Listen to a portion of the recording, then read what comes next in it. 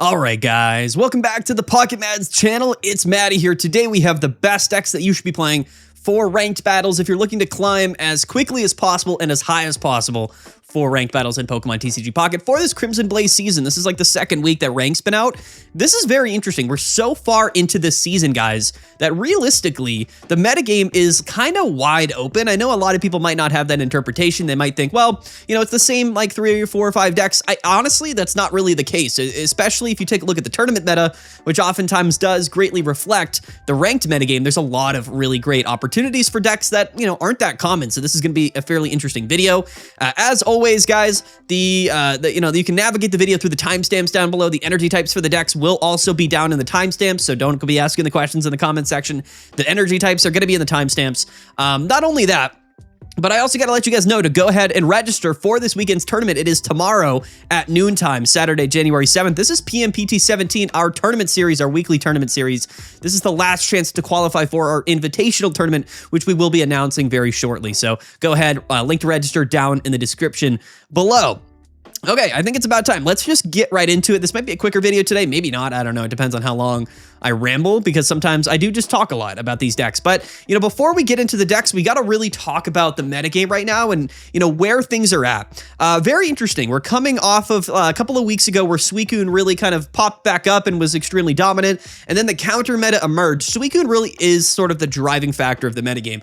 And the Pokemon Pocket metagame operates sort of in this like 3-phase cycle where the number one deck sort of pops up, it dominates, and it does extremely well. That, of course, is Suicune and Greninja. And then after that, the counter meta dominates, and it really kind of pops up and really pushes Suicune and Greninja, in this case, the top deck, a little bit out of the metagame. And then what happens after that is things really start to balance out, and it opens up really awkward and interesting opportunities for decks that you wouldn't normally think of to be really strong. And that's kind of the position that we're at right now. And again, I think we're like 5 weeks into the the overall metagame here for this season, which is Crimson Blaze, even though the ranked season came out only a couple of weeks ago, or a week ago or so. So that being said, I think that because the metagame is so openly spread out that a lot of the decks that people are playing right now aren't Suicune and Greninja or counter to Suicune and Greninja. Things are just very, very different, and a lot of interesting decks have opportunities. The first deck that we're going to take a look at is actually Crobat EX. Crobat EX has been operating very efficiently in tournament play, and I have been seeing it a little bit in ranked. I think it's massively underrated. This is literally just going to be straight Crobat EX with Nihilego. The big upside to Crobat is, again, it is a bit of a high roll deck, but it's different than things like Hydreigon in the sense that Hydreigon here doesn't have as much HP as Crobat, and it deals a little bit more damage. That might seem relevant, and in the head-to-head matchup, maybe Hydreigon does have that advantage, but the cool thing about Crobat here is that it just doesn't really care that much what it's going up against. It's actually really well positioned. 70 damage plus the Nihilego poison is a lot. We also have Poison Barb here, and it's got a 1 energy attack cost, so you can attack on your first turn going, or second turn going first, which is actually a really big deal. I think that Crobat EX, in general, one of the most underrated decks in the entire game, especially since Copycat was released last season. We saw Crobat a little bit last season, and it's been somewhat relevant ever since, but I really think right now is a great opportunity to play Crobat EX. A bit of a high roll deck, a bit of a deck that likes to kind of get ahead of the curve early in the game, and if you kind of miss out on Crobats, maybe it's not that great, but Nihilego is actually a really strong option into Oricorio. It can deal with Oricorio quite easily, and like I said, double research, double Copycat. This is a deck that's actually way more consistent than you might think. Now, yes, we have to deal with Chinglings, but that's actually really not that big of a deal with Nihilego, with the Zubat Venomous Fang attack, with Poison Barb. We can actually just run through it, and we're hitting for weakness, though Chingling doesn't have weakness, but we would be if it had weakness because it's a psychic type. But yeah, the whole Zubat, Golbat, Nihilego stuff actually deals with Chingling very, very effectively, which is pretty cool. We have space in the deck for, of course, Pokeballs, Cyruses, Sabrinas, and even a red card for some disruption. This is a deck that I really would recommend you play. Very fast-paced and ranked. The faster you win decks, win games and lose games with a deck, the better it is. And we're kind of seeing a little bit of a shift in the ranked meta where, people kind of are leaning towards those faster-paced decks. Crobat EX, being a Pokemon with 170 HP, means that you can live hits from basically everything in the metagame, and that is very relevant. Completely random side note that I just realized, I think the teased Pokemon that they've been teasing, the new Pokemon coming to Pokemon Pocket on the Japanese Twitter account, I believe is going to be Mega Gardevoir. I think that's all but confirmed now. So anyway, just wanted to let you guys know. Maybe not, but it's going to be a stage 2 Psychic type Mega Pokemon. I think Gardevoir is probably the #1 example. Or Gengar, could be Gengar, but I think it's going to be Gardevoir. Anyway, that is a bit of a tangent. Crobat EX, really good, very underrated. If you wanted to play something that was a little bit different than the current meta right now, but actually pretty advantageous, I think Crobat's going to be a really great option for you currently right now. Next up, we have Blaziken. I am still an avid believer in Blaziken. I think that this deck list, although again, it is a bit of a high roll deck, it's a rare candy deck, this is one of the strongest Pokemon in the entire game. I think people kind of forgot about Blaziken, especially early this season when Charizard came out. People thought everyone would just be playing Charizard. And, you know, I'm not actually that big of I guess like how do I say this? I don't hate Charizard that much. I actually think Charizard's totally a fine deck list, but at the end of the day, I think Blaziken is a more consistent and a more valuable Pokemon in the current metagame. Not much has really changed about this deck list. We're still playing the Tongue Whip Heatmore. We're still playing the Furfrou. This gives us valuable leadoff options that aren't, of course, Torchic. We have Flame Patch. We've got Rocky Helmet, Cyrus, Sabrina. The biggest upside to Blaziken since it came out, realistically, when you take a look at basically everything else in the metagame, is that HP amount and the fact that it's a stage 2 Pokemon that can utilize Lily. This is a big advantage here. I think that Lily wins you so many games with this deck list. The fact that you could live a hit and potentially live a second hit because you have 110 HP and you can heal for 60 with Lily is one of the biggest factors that I think makes Mega Blaziken really strong right now. And like I said, you know, it's not something that actually ever had that bad of a matchup into Suicune, but when we take a look at the metagame, tons of Altaria, still a bit of Suicune running around, but you know what's seeing a ton of play is Jolteon. Jolteon's seeing a lot of play right now. Blaziken absolutely loves that matchup. It loves to hit for 140 damage and KO. So keep in mind, a lot of Jolteon, whether that's Leafeon, Jolteon, maybe a spoiler for the wild card coming later in the video. Blaziken is actually uniquely well positioned against a lot of these decks. The one thing that I would be a little bit afraid of is the Hydreigon matchup. That's another high roll deck that, you know, can kind of steamroll you a little bit, but Rocky Helmets, maybe Furfrou getting attack off or Heatmore, you know, attacking a Dino on the bench can set at Mega Blaziken. So, you know, it is a deck that can win against basically everything that's relevant in the metagame right now. A very interesting deck. One of my favorites right now. I think Furfrou also deals well with Oricorio. And I'm going to mention Oricorio a little bit throughout this video, but, you know, in the ranked meta, I just don't see that much Oricorio. Maybe it's just me, depending on what ranked you're at, but like, I really don't think Oricorio is that significant of a factor in metagame. It's probably only like 3 or 4% of the meta share if I had to guess, similar to tournaments. So honestly, I wouldn't really consider Oricorio that much of a factor, although Mega Blaziken here with Heatmore, with Furfrou, with Combusken, with Rocky Helmet, and Lily all has really good potential actually to just beat Oricorio pretty easily. So anyway, shout out to Mega Blaziken, still a strong deck. Not much has really changed. I'm still recommending it because I do think it's a valuable option. And it's a very straightforward deck. I think that the more simple a deck is in its approach, the more linear a deck is in terms of how you play it into certain matchups is actually an advantage in ranked because, you know, you have less opportunities to make mistakes. And I think when you're playing Mega Blaziken, you know kind of what you're trying to do. It's kind of the same thing every game. So that's a big advantage. Next up here is going to be Greninja Altaria. I had to mention it. We had to mention this deck list. It's actually, I think, becoming the most played deck, at least in the tournament meta. It's kind of taking over Suicune. Very interesting. It's a bit more of a high roll deck, a little bit less consistent than Suicune, but this deck list is, in my mind, the strongest deck in the entire game, even stronger than like a Hydreigon stuff, because, you know, you can go turn 2 going second Mega Altaria with Greninja, with Cyrus. It's absolutely broken. You could even lead Chingling if you're going first. You can just put your opponent to sleep with Swablu and just infinitely stall until you draw the cards you need to win the game. I've done that. This is not the most consistent deck in the game. But this is, in my mind, the highest upside deck in the entire game. So, you know, when you're playing this deck, you know that no matter what happens, you're going to have the potential to win games. And that is always something that is a factor. So if you're feeling a little bit lucky, and I know people are going to comment down below, they're going to be like, Mads, this deck list here is so consistent. I brick with it every single time. I understand it. I do think that this deck can alleviate some of the inconsistencies with the RNG aspect of the Sing attack for Swablu. And I think that playing this deck, you know, it's really important to utilize that Sing attack for Swablu. I think if you find yourself just evolving Altaria whenever you get it, don't do that. Like, leave that Swablu on the board for in case you need to put your opponent to sleep for a turn or two, because that's going to oftentimes win you games if you can get it off. So, you know, this is a deck list, honestly, that actually operates a little bit more consistent than you might think, even though oftentimes games do come down to the sleep RNG through Swablu, but it is a broken deck, an absolutely broken deck list. We are playing double Rocky Helmet here, 1 Lissia, double Copycat, 1 Pokeball. I think that's kind of typical here, honestly. I think 1 Cyrus is probably correct. Some decks are playing 2, but I do like the Rocky Helmet. I think Rocky Helmet with Altaria is really important for specific breakpoints. If you don't get Greninja out, you know, particularly into Hydreigon with Indeedee and Giant Cape as well, that can be pretty annoying. So the combination of 130 for Mega Altaria, the Greninja damage, as well as Rocky Helmet should be enough to kind of get over that Hydreigon hump. And against opposing Mega Altarias, right, which is like a thing with this deck, as you're going to be playing it quite a bit. So yeah, you know, I had to mention this deck list, guys. I know that it's not everybody's favorites, but again, if you play enough games with this deck, you will go on some incredible win streaks because, again, if this deck gets what it wants to do, if it does exactly what you want it to do, which isn't always, games, you're going to win. There's nothing, anything, like your opponent can't really do anything about it unless they're playing the same deck and they put you asleep or something, you know what I mean? So shout out to Greninja Altaria. Honestly, I expect it to be the most played deck. I'm surprised it actually hasn't won a tournament or won a Pocket Mats tournament yet, just because enough people are playing it and it's so strong potentially that I figure it'll just win if enough people play it. Maybe it will this weekend. We'll have to wait and see. But maybe Magnezone or Oricorio remains relevant as well in the tournament meta this weekend. We'll have to see. We'll have to just wait and see. But in ranked, I definitely would recommend this deck.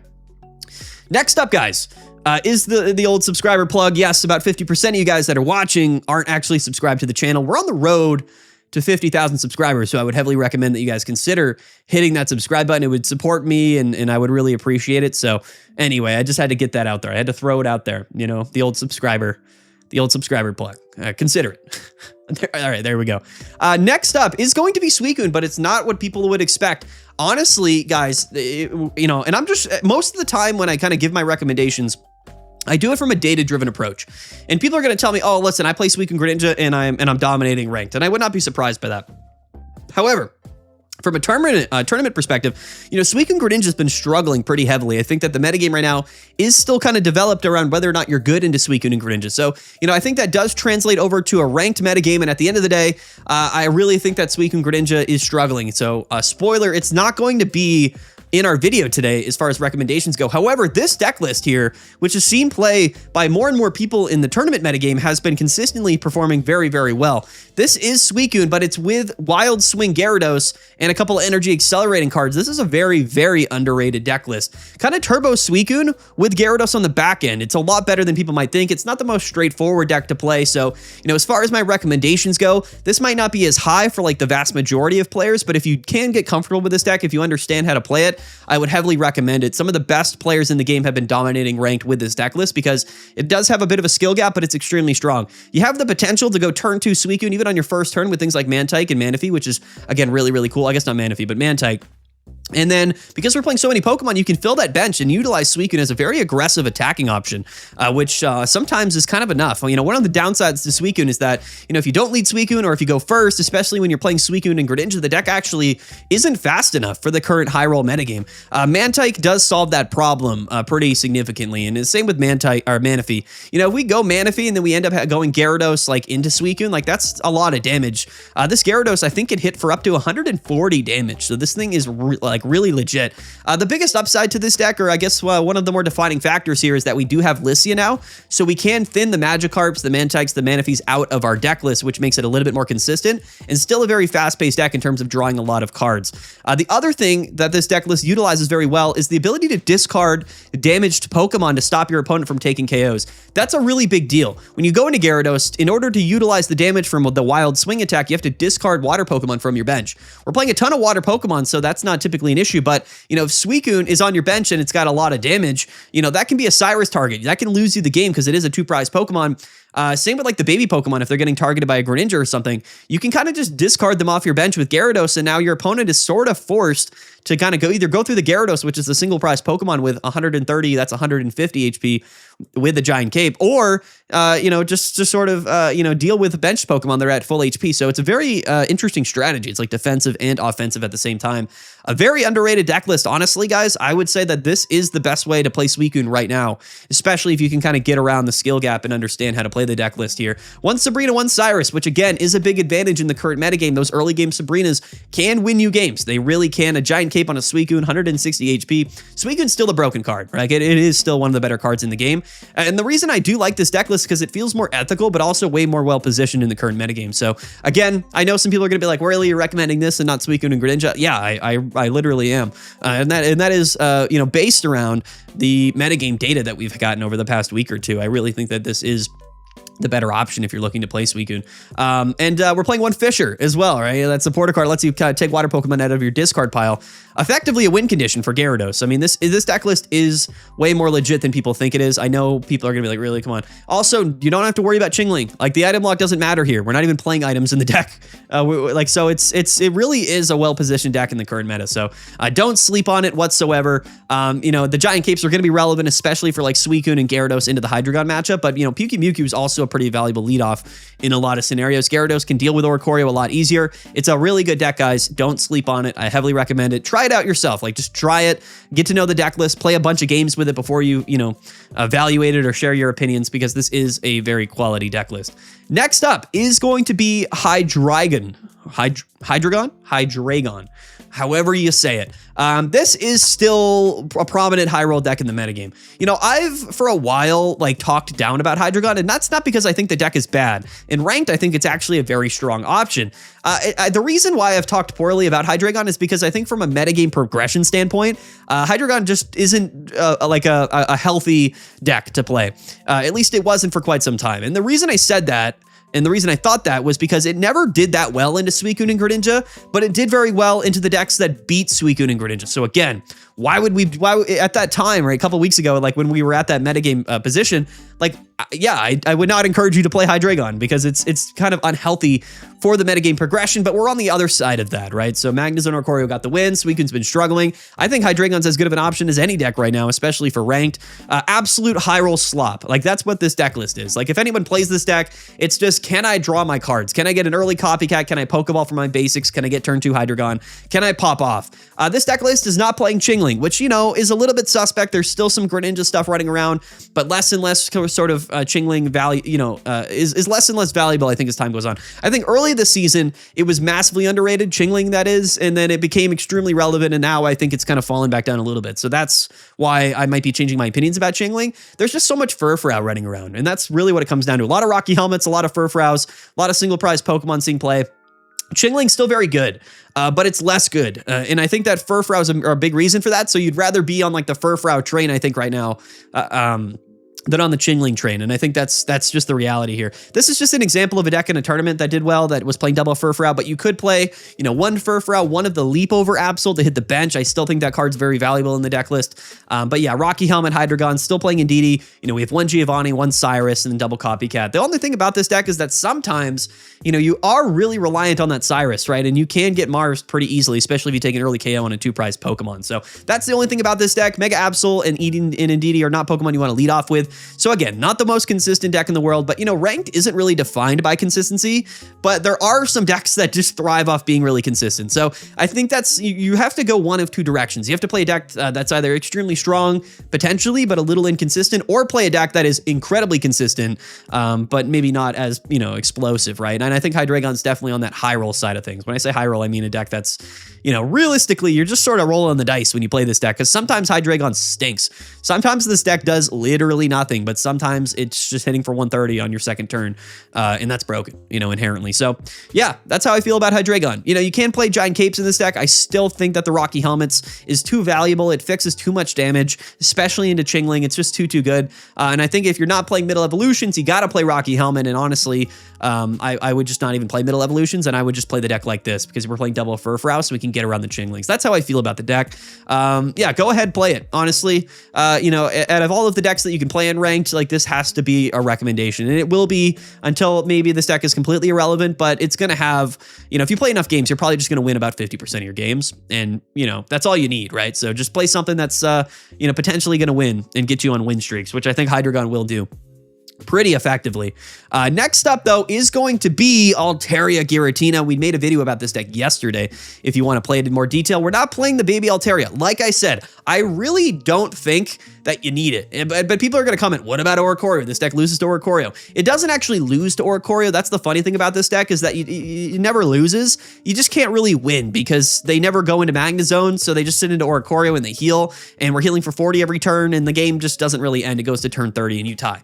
But again, if I play 100 games in ranked, I might hit Oricorio 5 times, realistically. So it's not really something that's worth, cutting a card for your deck in your deck for. I think that Pokemon Center Lady is broken, especially into opposing Altarias with the Sleep Swablu. I really do like Pokemon Center Lady in the deck. One copy of Red. I tried out Giovanni. I honestly still don't know. Some people play Giovanni, they do well. Some people play Red and they do well. I honestly just feel like, Red is probably better more times than not, realistically, because, you don't always get Rocky Helmet. So I would probably rather play Red, but honestly, Giovanni's probably just as good at it. It really just kind of depends whether or not Hydreigon's playing Giant Cape or not, but most of the time they play Rocky Helmet. So our Rocky Helmets typically do enough. But yeah, one Sabrina, one Cyrus, one Red, one Copycat, one Mars, one Pokemon Center Lady. It might not seem that consistent with all these one-ofs, but this deck is very, very consistent. Giratina, very underrated card. A Rocky Helmet, Giratina in the active, just Broken Space Bellowing with double Indeedis on the back line. You can split energies. You can set up the Altaria, so if Giratina does get KO'd,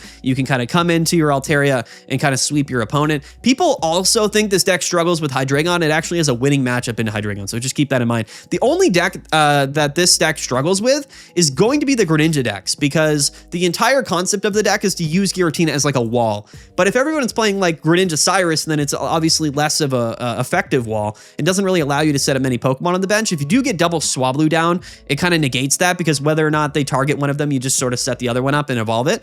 So you can do that with this deck list. But in order to be that effective into the Greninja matchups, you do need double Swablus, and sometimes we just aren't able to get them out. I really like this deck. And again, Suicune Greninja falling off in play. There is still Altaria Greninja, but that deck's so inconsistent that half the time you're just going to win because they brick. So keep that in mind.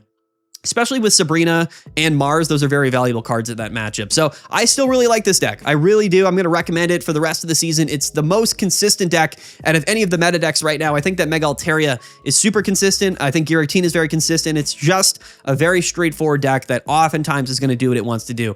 That's the upside with it. We can do our Find a Friend Swablu, but honestly, guys, like I know people play Find a Friend. It's not a bad card. Find a Friend isn't bad. But Sing Swablu is just broken. It can win you games. Like, why would you not play the Sing Swablu if potentially you can just say, hey, I'm just going to flip a couple coins, maybe I win. Like, that's enough of a reason to play it in my mind. So I would recommend the Sing Swablu still for any of these deck lists because it is that valuable. Another deck that does not care about Chingling or item lock, which is a very big deal. So yeah, try out this deck. Like, again, if you want to play something that's straightforward and consistent and not so much a high roll deck, then play this. But it's, it's about understanding the strengths of the decks, right? Like, yeah, if you're playing Blaziken, if you're playing Altaria Greninja, if you're playing Hydreigon, like those are decks that are going to seem stronger than this deck, but they're way less consistent. So you might lose some matchups just because your opponent pops off and they get everything they need. But think about it. If you play 100 games with this deck, half the time your opponent's just not going to be drawing the cards they need to draw. And that's oftentimes where this deck's going to get the win. So it's just a different style of deck. But believe me, if you play enough games, you're going to have a decent win rate with this deck list. It's just the other side of the coin. Hyper consistency versus like hyper strong, like inconsistent high roll. You know what I mean? This is the other side of that coin. And I would recommend it. Honestly, it's good into most things in the meta right now. I feel very confident in it. Lastly, we are at the end of the video here where we talk about the weekly wild card. Now, the weekly wild card is not a deck that I'm like the most confident in, but it is a deck list that is sort of new or fringe meta or just something different that has been kind of gaining steam recently, which is why we call it the weekly wild card. It's a wild card. I don't know how else to explain it. But the weekly wild card this week is going to be Jolteon, but it's with Leafeon, guys. People have been playing this deck all over the place. When I played ranked and when I play ranked to this day, at least right now, so many people playing this deck list. And I was like kind of wondering why. I was like, well, what's the difference between playing like one Leafeon in this Jolteon deck? Like, what is really the purpose? But honestly, it makes the deck less sort of aggro high roll and less reliant on the early game and a little bit more consistent. You know what I mean? It's just more of a consistent deck. Beginning Bolt Jolteon is really, really good. And I think that Jolteon has actually done a lot of work, especially in the ranked meta, to kind of push Suicune and Greninja kind of out of contention as much. Shout out to Jolteon for that because it is a pretty solid deck. But honestly, a lot of people right now, guys, are playing the Leafeon in the deck list. And I do think that can help you in a variety of different scenarios. I don't know exactly the specific reason for this. Maybe Leafeon just sort of is a pretty consistent Pokemon, and it's just another stage 2 Pokemon. So if you lead Leafeon, it works really well with boosted evolution Eevee. You can get that attack off on your second turn. Oftentimes you can live a hit, you can 2-hit KO, you can hit some things for weakness, especially those dark type decks, right? With Mega Abosl, with Hydreigon. So that's maybe some of the reason to play Leafeon. But at the end of the day, you can only play 2 Jolteon EX. So I think it kind of comes down to that, right? Would we rather play double Jolteon EX and double Beginning Bolt Jolteon, or would we rather just play one Leafeon and one Beginning Bolt and make the deck a little bit more of a tempo-based, consistent deck and less of an aggro deck? And to me, that's sort of the whole concept here. Double Team Rocket Grunt is very interesting. This is, again, just one example of the deck that I saw recently.